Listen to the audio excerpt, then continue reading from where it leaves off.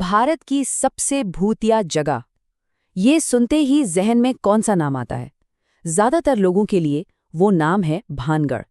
राजस्थान में बसा ये किला सिर्फ एक किला नहीं है, बल्कि कहानियों और रहस्यों का एक ऐसा पिटारा है जिसके बारे में आज हम बात करने वाले हैं। इसे भारत की सबसे श्रापित जगहों में से एक माना जाता है। और देखिए, ये सिर्फ कोई सुनी सुनाई बात या गांव वालों की अफवाह नहीं है। नहीं, ये एक सरकारी चेतावनी है। सोचिए, आर्कियोलॉजिकल सर्वे ऑफ इंडिया यानी हमारी सरकार को एक बोर्ड लगाकर ये कहना पड़ रहा है कि यहाँ सूरज ढलने के बाद रुकना मना है। ये बात ही इस जगह के रहस्य को कई गुना बढ़ा देती है। तो सवाल यही है कि आखिर भानगढ़ में ऐसा हुआ क्या था? एक पूरा का पूरा शहर जो कभी जिंदगी से गुलजार था, वो रातों रात वीरान कैसे हो गया? और आज भी वहां ऐसा क्या है कि सरकार को लोगों को दूर रहने की चेतावनी देनी पड़ती है? चलिए, आज इसी रहस्य से पर्दा उठाने की कोशिश करते हैं। तो इस किले के आज के खौफनाक माहौल को समझने के लिए हमें थोड़ा सा पीछे जाना होगा, उस जमाने में जब भानगढ़ खंडर नहीं बल्कि एक जीता जागता खुशहाल साम्राज्य हुआ करता था। ये बात है 16वीं सदी की। 1573 में आमेर के राजा भगवंत दास ने अपने बेटे माधो सिंह के लिए इसे बनवाया था। और ये सिर्फ पत्थरों का एक किला नहीं था। नहीं, बिल्कुल नहीं। ये अरावली की पहाड़ियों के बीच में बसी एक पूरी रियासत थी, एक राजधानी थी। आपको पता है, अपने चरम पर भानगढ़ में 9000 से ज्यादा लोग रहते थे। जरा सोच कर देखिए, 9000 लोग, मतलब वहां बाजार थे, आलीशान हवेलियां थीं, रौनक थी, जिंदगी थी। और फिर अचानक सब कुछ बस खत्म हो गया। तो ये सब हुआ कैसे?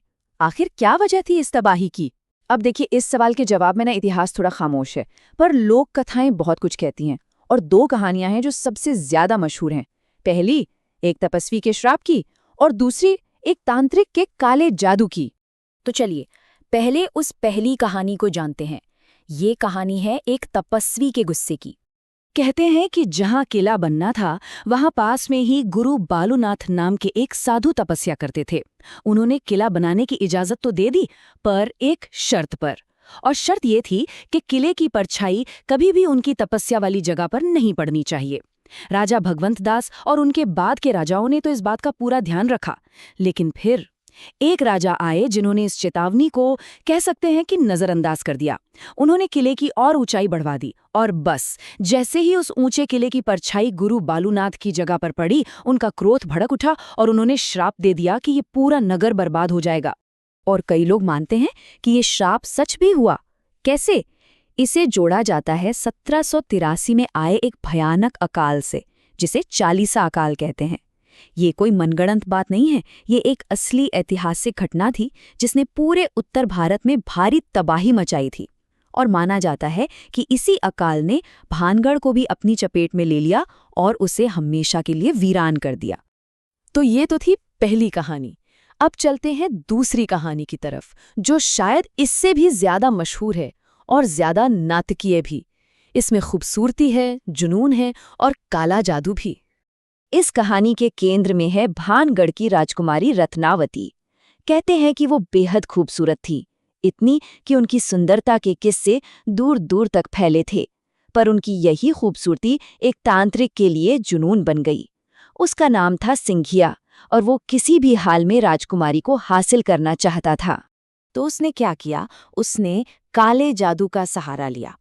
एक दिन राजकुमारी की दासी उनके लिए बाजार से इत्र या तेल खरीदने गई। तांत्रिक सिंघिया ने उस तेल पर काला जादू कर दिया, ताकि उसे लगाते ही राजकुमारी उसकी तरफ खिंची चली आए। लेकिन राजकुमारी भी बहुत समझदार थी, उन्हें उस जादू का पता चल गया।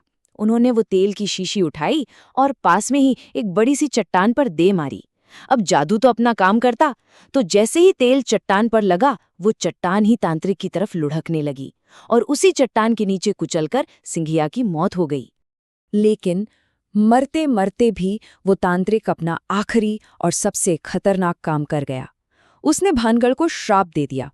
उसने कहा कि राजकुमारी रत्नावती और भानगढ़ी के सभी लोग मारे जाएंगे और उनकी आत्माएं हमेशा हमेशा के लिए इसी किले में भटकती रहेंगी। और कहानी के मुताबिक ये श्राप भी सच हुआ। इसके कुछ ही वक्त बाद भानगढ़ और उसके पड़ोसी राज्य अजबगढ़ के बीच एक बहुत भयानक लड़ाई हुई। उस लड़ाई में भानगढ़ पूरी तरह से तबाह हो गया। राजकुमारी रत्नावती समेत कोई नहीं बचा और वो हंसता खेलता शहर एक वीरान खंडर में बदल गया। तो ये थी वो 2 कहानियां जो भानगढ़ की तबाही की वजह बताई जाती हैं। सुनने में बिल्कुल फिल्मी लगती है ना? पर जब हम इन कहानियों से हटकर सबूतों और तथ्यों की तरफ देखते हैं तो एक अजीब सी चुप्पी मिलती है। आखिर इतिहास क्या कहता है इस बारे में? याद है, हमने बात की थी कि यहाँ 9,000 से ज्यादा लोग रहते थे। खैर, आज यहाँ की आबादी है 0। एक भी इंसान नहीं रहता। पूरा का पूरा शहर खाली पड़ा है। और ये बात कि एक इतना बड़ा आबाद शहर यूं वीरान कैसे हो गया, इस रहस्य को और भी ज्यादा उलझा देती है। तो चलिए इन थियरीज को सबूतों के तराजू में तोलते हैं। वो तांत्रिक वाली कहानी जिसमें अजबगढ़ से युद्ध हुआ था, इतिहास में ऐसे किसी युद्ध का कोई जिक्र, कोई रिकॉर्ड नहीं मिलता। लेकिन वो दूसरी कहानी तपस्वी के श्राप वाली, उसे जिस चालीसा अकाल से जोड़ा जाता है, वो 1783 का अकाल एक सच्ची ऐतिहासिक घटना है। ये वेरीफाइड है। और जहां तक भूत प्रेत या पैरानॉर्मल एक्टिविटी की बात है, तो वो सब सुनी सुनाई बातें हैं। किसी भी जांच में आज तक कोई ठोस सबूत हाथ नहीं लगा। आज के ज़माने में भी कई पैरानॉर्मल इन्वेस्टिगेटर्स, मतलब जो ऐसी रहस्यमयी चीज़ों की पड़ताल करते हैं, वो भानगढ़ गए हैं। अपने साथ वो तरह तरह के उपकरण भी ले गए, ये पता लगाने के लिए कि क्या वहाँ सच में कोई आत्मा या कोई शक्ति है। हाँ, कुछ डिवाइसेस में थोड़ी बहुत असामान्य हरकतें रिकॉर्ड जरूर हुई, पर ऐसा कुछ भी निर्णायक नहीं मिला जो इन कहानियों पर मोहर लगा सके। वो जो भूतों के बाजार लगने या राजा के दरबार की बातें होती हैं, उन्हें कोई भी वेरीफाई नहीं कर पाया है। और सबसे बड़ी बात, ऐतिहासिक दस्तावेज इस बारे में पूरी तरह खामोश हैं कि भानगढ़ बर्बाद कैसे हुआ। तो आखिर में हम फिर से उसी सवाल पर आ जाते हैं। जब इतिहास खामोश हो, जब कोई पक्का सबूत ना हो, तो क्या ऐसी ही लोक कथाएं सच का रूप ले लेती हैं?